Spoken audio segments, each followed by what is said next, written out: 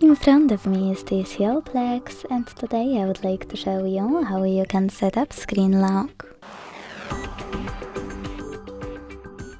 Begin by opening Settings and scrolling down to click on Security and Location. Then select Screen Lock and pick one of those login methods, pattern, PIN or password. Then create it, choose Next at the bottom right corner and repeat it to confirm it. Then hit Confirm. Now select one of those options for lock screen notifications and hit Done. So when I switch off my screen and turn it back on, I can see that pattern is required. Thanks so much for watching. If you enjoyed this video, leave a like, comment and subscribe. Bye!